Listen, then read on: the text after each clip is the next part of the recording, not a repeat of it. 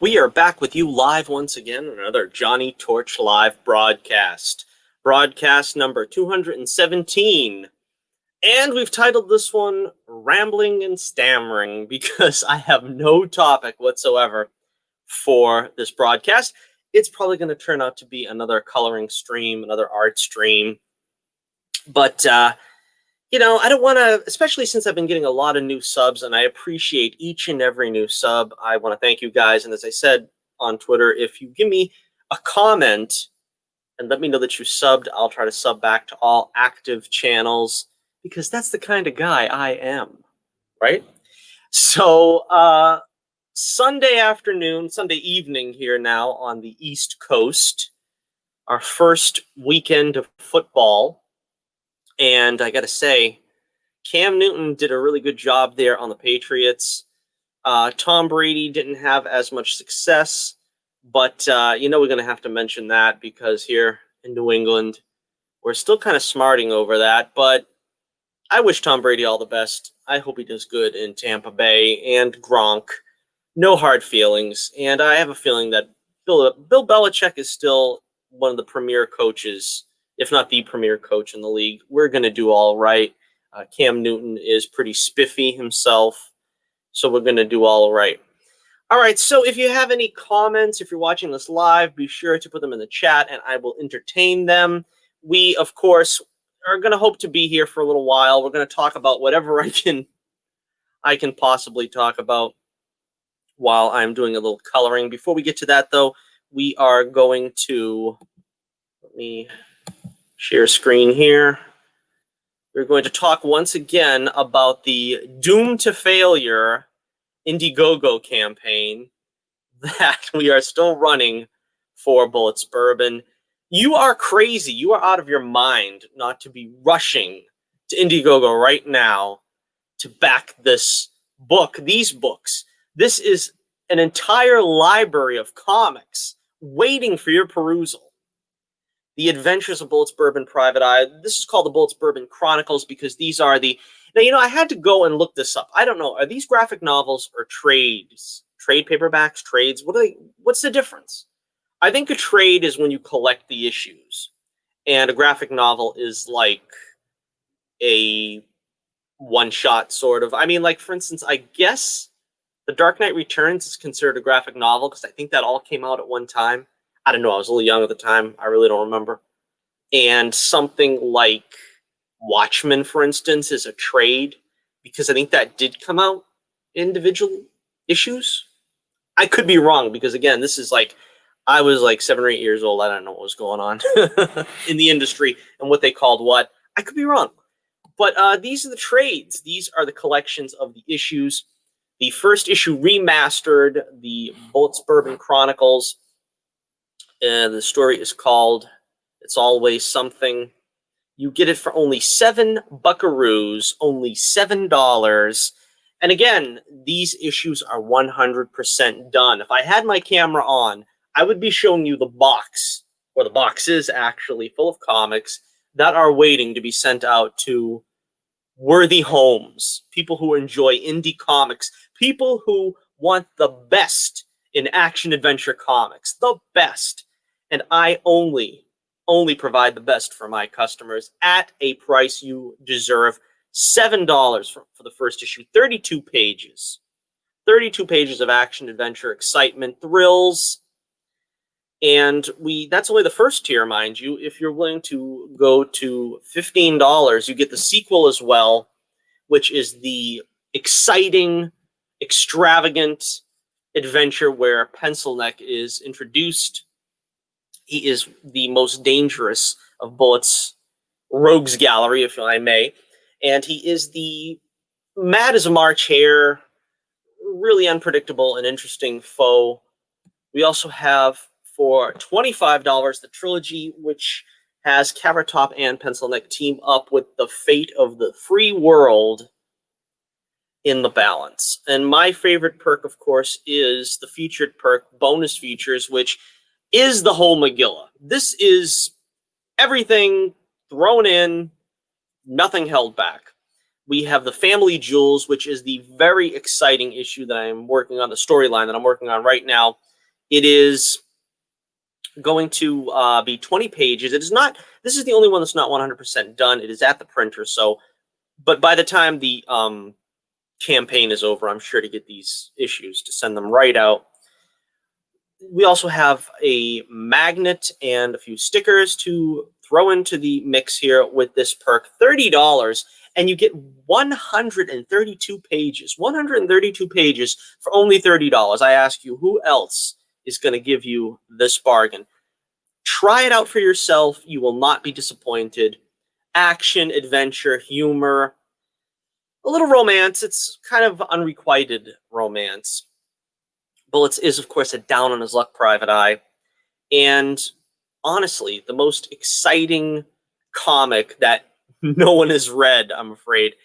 But you can be the first. You can be the first on your block to discover the adventures of Bullets Bourbon. Bullets Bourbon is going to be the next big thing, if I have anything to say about it. And, you know, like I said, you've got to start somewhere. Everybody starts somewhere. And you could be the first to discover Bullets Bourbon. And you could be the first to say you were there when Bullets Bourbon hit the big time, when he made the scene. And, of course, there's some preview pages here. I want to show them on camera here, see if I can give you... Because like I've always said, whenever I have customers come up to my booth, or potential customers when I'm at a convention, I always say, pick up an issue, peruse the issue, let me know what you think. Because I personally wouldn't buy a book sight unseen unless, of course, I know, you know, I usually will try to fill out my collection with back issues and classic comics and stuff. So, I mean, that's not what we're talking about here. We're talking about if you're trying a new character, you're trying something different. I don't want you to just go in it blind. I don't want you to just feel like, well, I might not enjoy this, but let me take a crack at it. No, I want you to have full confidence that you can see the kind of humor, you can see the kind of action, you can see the kind of thrills and suspense that we provide here with the Adventures of Bullets Bourbon Private Eye. You can, of course, check my website in the link in the description below for a few preview pages for this issue, which is When the Night Comes. That preview is still up. I got to put the preview up for the newest issue, but that isn't really out yet. That's still at print, so I'm kind of holding off on that until it's ready. Of course, our latest issue, Don Parsnip-Top, Carrot Top's father, who is the head of the vegetable garden gang, has a plan to steal a $700,000 statue. That's the price for the 10,000 carat carrot. Meanwhile, of course, we are introduced to Veronica, the lovely, the daring, the delicious Veronica, who is Carrot Top's lackey, but she has a much deeper story, as we are about to find out as we explore her character more in the next issue, and you will get a glimpse of a scene from issue 8, which I'll be working on probably momentarily, but we still got some stuff to talk about. And but before we do anything else, please like, share, and subscribe. Make sure you check out our website, The Adventures of Bullets Bourbon Private Eye. Make sure you check out the link in the description to our Indiegogo campaign. Back it. There is still time. We still have about 3 weeks left. This is our first full week in the campaign. I don't know what to tell you. I'm just going to leave it there. It's up to you. You can make it happen for Bullets Bourbon. You can make our comic a success. You can enjoy. I mean, not only are you supporting indie comics, indie creators, you know, guys like us that just need that helping hand to get some eyes on our book. You know, you could be the one to retweet this, share this video, retweet the campaign on Twitter. If you can't back it, do that at least. But I firmly believe, I'm truly saying this, that if you check out an issue, you will be hooked. You will be interested. You will, at the very least, not feel like you've wasted your time and money. I will vouchsafe for that. So check out The Adventures of Bullets Bourbon Private Eye. on Indiegogo. And we thank you. We thank you here. All right. 10 minutes into the show, and we've got our pitch down. Let's see. What else do we have to share here before we get to some coloring? Let's see. Next, first, I want to talk about this. We've got a poll of the week here, a poll of the week question on my Twitter page. And the poll was, now I did a few weeks back, I don't know if you remember this, it was a couple months now, right? We did a casting call for Bullets Bourbon, and I took several TV actors that I thought could fit the bill. And I said, who would you vote for? We only got about 4 votes. Not a very popular poll, so to speak, but we're going to do it for Veronica here as well. I chose 3 TV actresses. Now, the reason why I picked TV actresses is because I think Bullets Bourbon would work better as a TV show because it's episodic in nature. I imagine that for real, you would need a really huge budget to do either characters in CGI or with Henson-style costumes that have, movable eyes and mouth and so forth. So, it might not even be possible on a TV budget, but I figure, if anything, I could get this to work on a TV budget. So, obviously I would probably court Margot Robbie for the role of Veronica if we were doing a big budget movie or something like that. But we'll stick with TV. Let's stick with TV. And these are the actresses I picked. I think Katie Lotz would do very well, who, of course, is in Legends of Tomorrow. Rachel Keller, who was in, I don't even remember. What was the name of that show? The one with the guy with the Professor X's son. Yeah, whatever. And I should have been more prepared for this show. As I told you, this is a seat of the pants episode of Johnnie Torch Live like you've never seen. I have absolutely nothing prepared. I don't know what I'm going to do here. And, of course, the lovely Melissa Benoist, who plays Supergirl. I also have the picture of Veronica there so that you can, sort of match them up what you think. And let's see, I got a couple more pictures here so that you can sort of consider it. As I said here in my comments, I said Katie Lotz would be a pretty good fit for Veronica. She's got the athleticism as well as the sultry femme fatale vibe down. Now, this is very important because Veronica is very good with self-defense and, because I hesitate to say martial arts. I mean, that kind of suggests that she has like certain background and certain, but she has a self-defense type expertise, I guess. Bullets is more of a slugger, a fighter, a boxer. He's like a kickboxer. I think I would describe Bullets' fighting style. Veronica's fighting style is a lot more martial arts, but I wouldn't really want to tie it down to any kind of style. And she is arguably a better hand-to-hand combatant than Bullets. And you'll find that out in the next issue we've got coming up, issue number 8. So athleticism is a bit important in this. From Melissa Benoist, I think she's a fantastic actress. I really like to see her because I think she's a qualified actress to do some of the emotional scenes. And also in that way, Rachel Keller, I said, is appealing because more than most, she can capture the haunted quality of Veronica. Veronica is a fairly put-upon woman who's learned to make the best of very poor situations, like being forced to work for Carrot Top, and I can see her playing that very well. So far there are only 2 votes, one for Katie and one for Melissa. This poll will be up and running for a full week. So you have plenty of time to get in there and vote if you are so inclined. But yeah, talking more about that for a second, that's why I said I really like the character of Veronica, because she's a very rich character. She's multifaceted. It's easy to just consider her a villain, but it's also kind of interesting to see her point of view. She's put in a position she really does not want to be in. And she's learned to make the best of it. She's kind of bounced around from different criminal organizations in the underworld and learned that she doesn't really have any control of her destiny. And she finds herself in the employ of Carrot Top, who is, I don't want to say the worst of the worst, but also it's not a very good place to be under Carrot Top's thumb. And so she has to learn how to maneuver under his watchful eye, so to speak, and to sort of try to placate him while also serve her own agenda. And you'll find out more about that in issue 8. We're introduced to her in issue 7, which, as I said, if you back the campaign at the highest tier, you will get that issue which introduces her.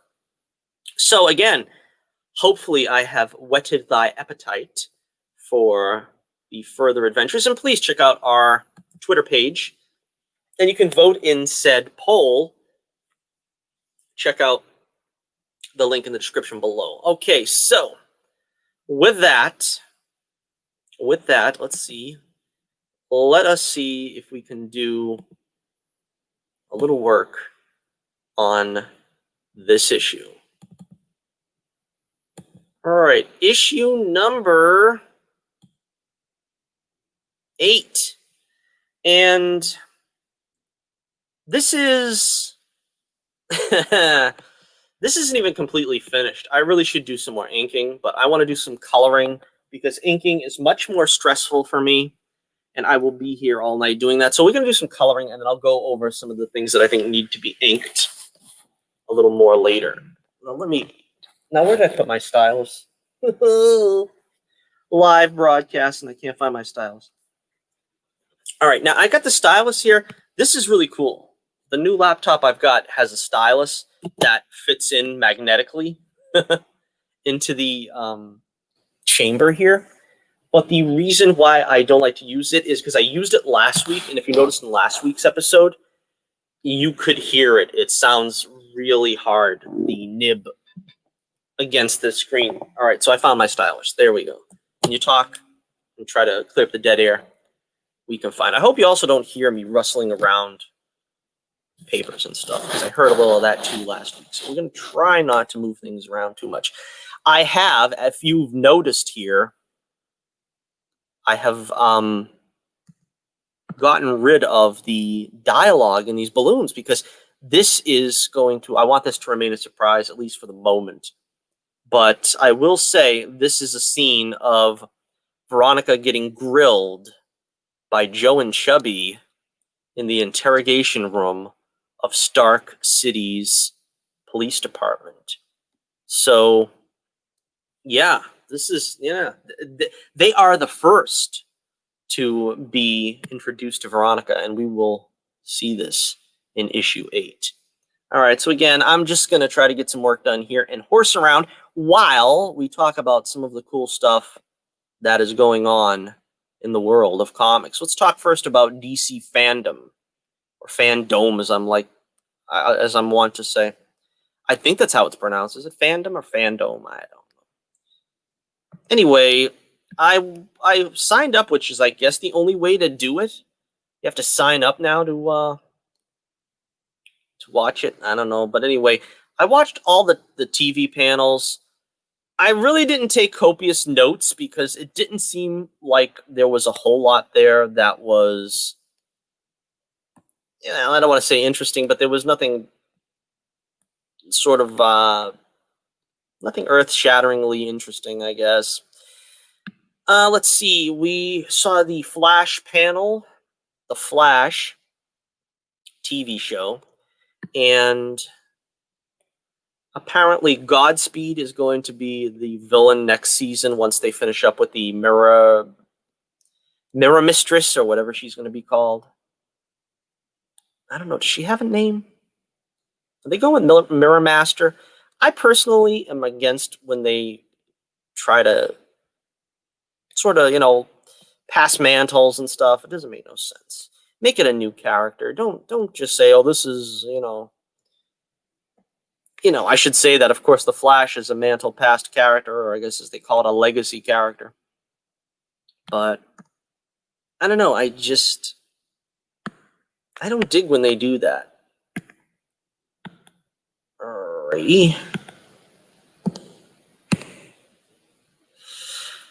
And let's see. What else? They hinted at the gold boots, and Grant Gustin said he's a huge proponent of the gold boots. He wants the gold boots in. And the showrunner, again, I didn't take notes. I don't know exactly what the fellow's name is, but he was saying that he thinks the boots have to be earned, but they will eventually appear. Now, I don't know if he meant this season. A lot of people I can see on Twitter and so forth are saying, well, that means this season, but I don't know. He didn't actually say that, did he? I don't know. I maybe I'm mistaking him, but I thought he said that, meaning that eventually it'll happen. Of course, they're on what, season 7 now? Yeah, how many more how many more seasons are we going to get? We don't know. I mean, Stephen Amell, he only gave us 7 seasons, so who knows? This is the interrogation room. Yeah. Wanted to make it kind of cold and impersonal looking. This is sort of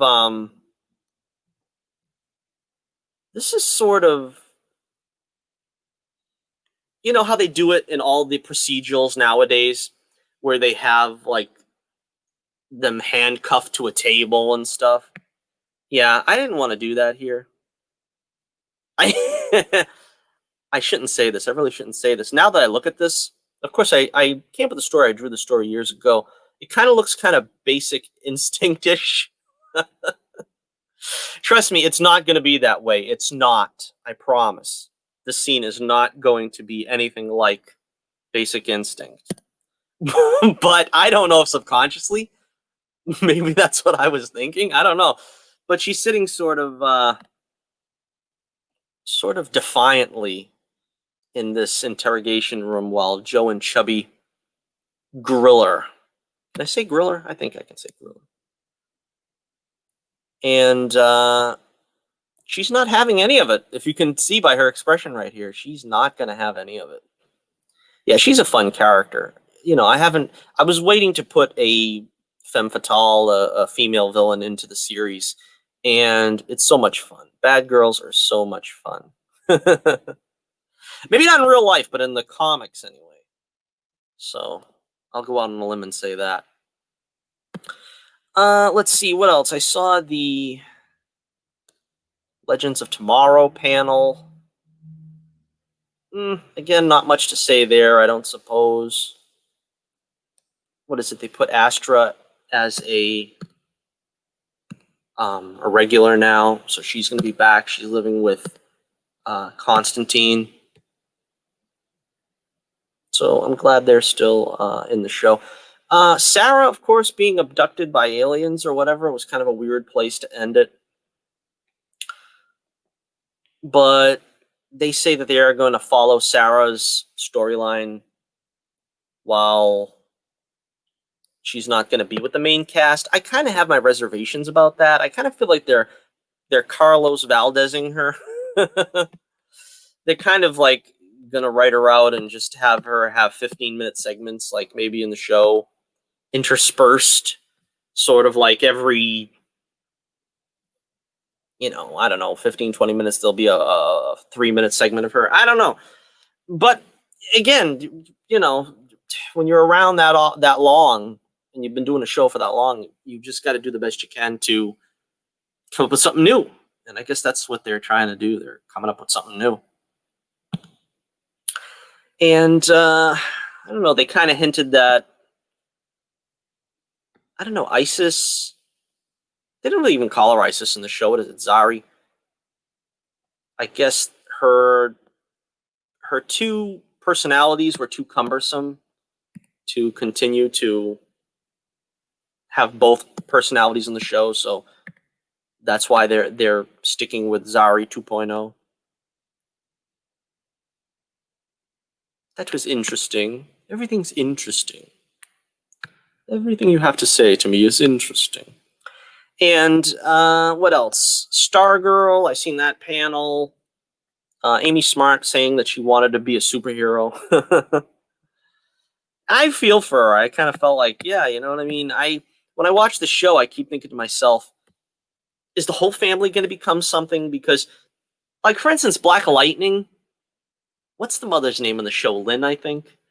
I don't think she should be a superhero. For some reason, I kind of like that she is where she's at in that show and not running around with the rest of the family. And that probably sounds mean. You know, that's the way I feel about Amy Smart's character. It sounds mean to just say, no, we shouldn't give you powers or anything.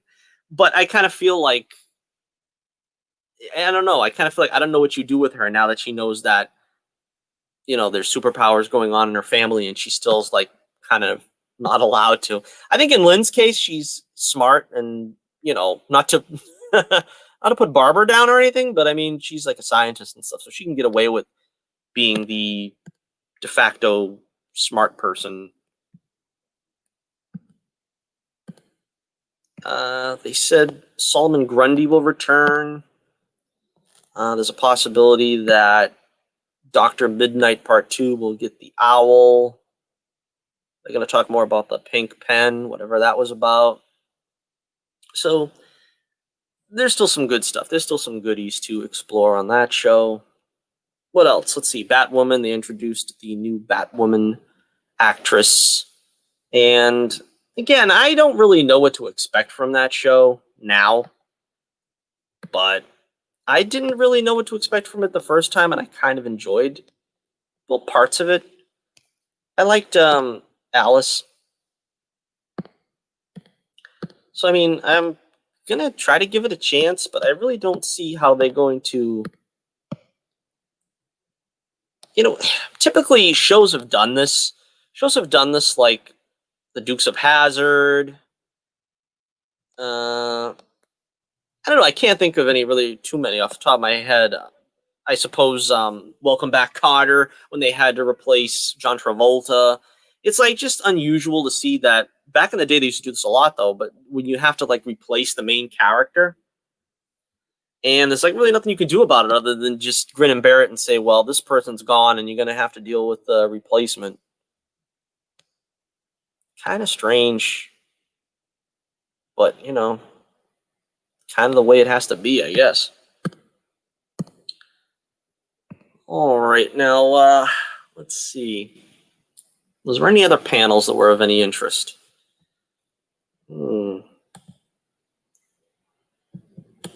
Let me check. No, I don't see anything. I don't see anything much here. So we'll go on to another topic. Let's see. We had well, that was another panel I watched, was the I don't know, it was the Margot Robbie and Captain Boomerang panel. It was kind of interesting. Jai Courtney was talking about how he tried to learn to use a boomerang and couldn't do it. So that was interesting. And Margot was saying about she would call Harley Quinn bad but not evil. And I think that's a good description. That's kind of like Veronica as well. I think I wouldn't describe her as evil as much as bad. She does bad things, but she ultimately doesn't want to be responsible for like killing anyone or something. You know what I mean? She's sort of like out for herself. And that's kind of a quality that isn't necessarily evil. It's just bad. So we have the Wonder Woman 1984 feature motion picture once again going to be postponed. Once again is not going to be at a theater near you this Friday. And I guess it's because Tenet didn't do so well. They made, I think, $20 million of those dollars in their opening week, and that wasn't enough for the studio execs at Warner Brothers. And now Wonder Woman is going to be coming to a theater near you December 25th. Why Christmas? to quote Rocky 4. Apparently, they think that's where the money is near Christmas. I don't like going to the movies near Christmas. I'm broke. But apparently, they did pretty well with Aquaman, and they think they can do no wrong. So I think Black Widow is still set for November 6th. Something like that. I'm not sure. Speaking of Rocky 4, Sylvester Stallone has said he's going to do a director's cut of Rocky 4 to take out the big robot, Paulie's robot as it's referred to in the film. I always like Rocky 4. It's one of my favorite ones. In fact, for the longest time I said it was my favorite movie until finally I kind of broke down and said, well, yeah, the first one is the best. Maybe I would say I like that one better. But Rocky 4, come on, Rocky 4. What is wrong with Rocky 4? There is nothing wrong with Rocky 4. That is one of my favorites in the Rocky franchise. I think, if I were to rank them, what would I say? That's fodder for another video. I'll rank them on a different video. But yeah, Rocky 4 is up there. It's up there. I would like to see a Rocky 5 director's cut because in the YouTube somewhere they have like a director's cut of Rocky 5, and it looks like it has some good scenes. Now, if they cut out some of the stupidity of what made it to the theatrical cut and put in some of that stuff that was left on the cutting room floor long before digital editing, that might be something worth watching. But John J. Avildsen's dead, and I don't think you can do that. You just can't do that to a guy's film who's dead. Nah, you probably can. I think Stallone owns all the rights to that stuff, don't he? All right, well, I feel like I'm repeating myself. Is this deja vu? Did I talk about this last week? I probably did. That's the problem. All right, here's something I didn't talk about. Because like I said, I had next to no preparation for this. I am going to switch screens here now, and I am going to talk about something a little more serious. Here is our, let's see if I can find it. Here's our Bible verse portion of the week. Now, I had some fun talking about this last week when we were doing a live stream, and I was just coloring and drawing and stuff. But we have today's verse that I'm going to look at from Mark chapter 9. Mark chapter 9, I believe. Is that correct? Or is it? Yeah. Verses 43 through 49. And Jesus says, if your hand does wrong, cut it off. Better live forever with one hand than to be thrown into the unquenchable fires of hell with two. If your foot carries you toward evil, cut it off. Better be lame and live forever than have 2 feet that carry you to hell. And if your eye is sinful, gouge it out. Better enter the kingdom of God half blind than have 2 eyes and see the fires of hell, where the worm never dies and the fire never goes out, where all are salted with fire. Now, what was Jesus talking about with this? This is a very important passage, and I was thinking about this recently. I think part of the problem that we have as Christians is not letting go of our sinful little side pet projects or whatever you want to say. I think the obvious application is talking about like alcoholics having a bottle of scotch in the house. You don't want to keep that in the house if you know you have a weakness toward alcohol. But it could be the same with anything else. I mean, is there a TV show that you're watching that's no good for you? Is there a movie that you watch that is no good for you? A lot of people don't want to hear that. They want to just have whatever they enjoy and not worry about whether it's good for you or not. But that's kind of the reason why I try to make the comics that I make as wholesome as possible, because whatever you feed yourself, you ever heard that phrase, you are what you eat? whatever you eat, whatever you feed yourself goes into the body, and it's either nutritious or it's no good for you. The same applies to what you put into your eyes, what you put into your mind. When you are feeding yourself junk food, when you're feeding yourself poison, actually, in some cases, depending on how bad the stuff is you're watching, you're going to have an adverse effect on your mind. You're going to have an adverse effect on your spirit, on your soul. And you don't want that. You want to just keep having the nutritious stuff. So if there's something you shouldn't be watching, don't watch it. Cut it off, throw it away. If it's something you shouldn't be looking at or reading, get it out of the house, throw it away. Jesus uses some pretty strong imagery here. And of course, this is imagery. Jesus used hyperbole, and the Bible uses hyperbole many times. So he's not saying to actually cut your hand off and actually cut your foot off. He's using hyperbole to show just how important the point he's making is. This is so important that you ought to cut off the offending limb.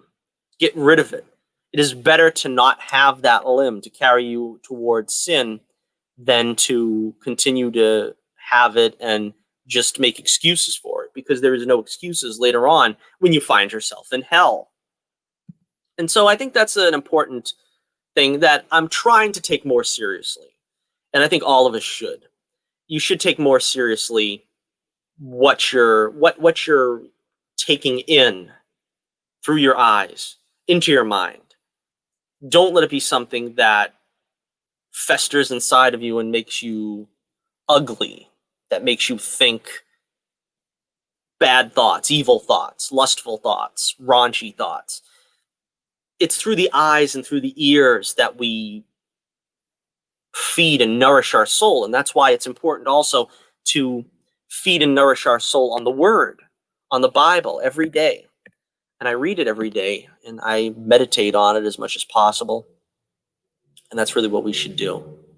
So that is my quick Bible verse passage for you guys to consider for this week. Mark chapter 9, verses 43 through 49. And I was actually, just before I even did this broadcast, and this was just honestly by divine, leading, there was a notification or something on my YouTube feed, and the lady, I put her name here so that I could remember it, Nastasia Grace, and she's a Christian YouTuber, and the video was TV shows that I refuse to watch or something like that. And that's true. It's important to remember that. I was thinking that myself. What TV shows do you not watch because they're just no good for you? And she was saying a bunch of TV shows and movies. Some I agreed with, some maybe not so much. But like, for instance, she was talking about South Park. I personally wouldn't watch that show because it's blasphemous. Jesus is not a cartoon character for your amusement. Jesus is my Lord and Savior, and I'm not going to willfully sit there and watch him ridiculed. And it's things like that. It's like, do you want to, if you consider yourself a Christian, do you want to watch something that is going to be at odds with your beliefs, with your worldview? And it could be different things. It could be raunchy material, like certain soap operas or TV shows where people are hopping in and out of bed with each other, and it's just not appropriate stuff for a Christian, and I don't feel comfortable with it myself many times. Other things like horror movies. She mentioned a lot of horror movies. Horror movies are also a pretty bad, pretty bad place to find yourself, because a lot of it is not edifying in the slightest. you're not going to really get anything good out of it. I mean, there are some. I mean, slasher flicks I kind of grew up with. I'd never watched them really as a kid. I've seen a couple maybe in passing, but people try to pass it off, I guess, as just good versus evil. But the evil never really loses, and you kind of find yourself rooting for the bad guy, and that's kind of what that's why I have a problem with some of those things, those Freddy and Jason films and whatever. It's kind of difficult to, consider them being defeated when they always come back and then just kill a bunch of other people. So I stick with the classics. I watch the Universal monster movies and stuff like that. Dark Shadows came back on Pluto. I think I mentioned that before as well.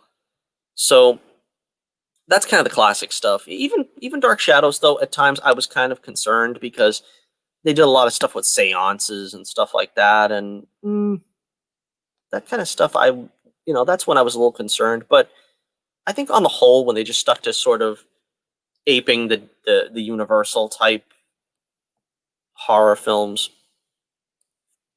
it was fun. It was the '60s. It wasn't really trying to be going for anything too dark and diabolical.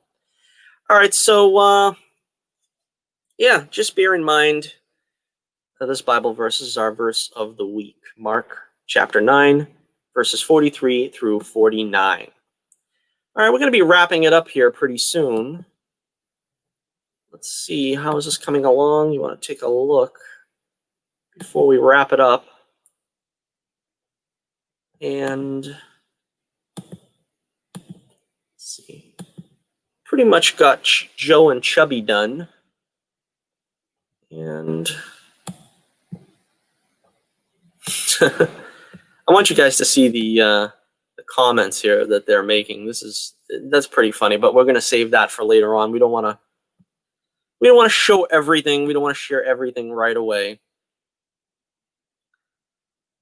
And that's about it. We'll be wrapping it up here now. So if you have any comments, be sure to leave them in the comments section. And we will, let's see, when will we be back? We want to do more shows. I want to try to do more shows. Hopefully find some topics to talk about. We're going to try to do some more shows this week. Probably Wednesday. I think I'm going to try to do a show Wednesday. I'm going to be probably occupied tomorrow and the next day. So until then, check out our Indiegogo. We've got the link in the description below. Once again, let me see if I can share that.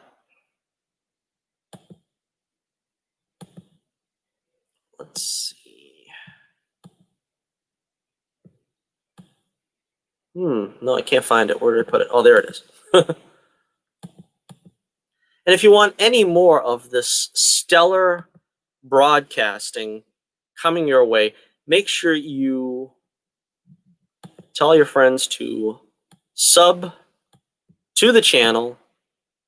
We talk pop culture, we talk the Bible, we talk all the excitement that there is. My phone just went off. That's what I'm just looking at. We've got all the excitement there is on this channel for anyone and everyone, no matter who, what, or where you be. And just be sure to share the word. Make sure that you bring as many followers to the channel as possible, and we will become a rousing success. Okay. It's not easy to read a text and talk to keep the show going, but all right, so there you have it. Maybe we'll get into some more news. I'll try to scour for some more pop culture news that we'll talk about next time. Really excited about the Adventures of Bullets Bourbon Private Eye. Check it out. Be sure you check it out. Check out the website. Check us out on Twitter. Check out the Indiegogo campaign. There's a lot of good stuff there for you if you're a fan of comics, especially indie comics. We are the greatest action-adventure saga in indie comics. And again, I've got a lot of cool stuff coming up. We have just reached the tip of the iceberg. We have not even gotten to the wealth of excitement and action storylines that we have prepared for you in the coming years in the future. And we will see you again probably Wednesday. So until next we meet, this is Johnny Torch reminding you once again, keep the flame burning brightly, and I'll be with you again real soon.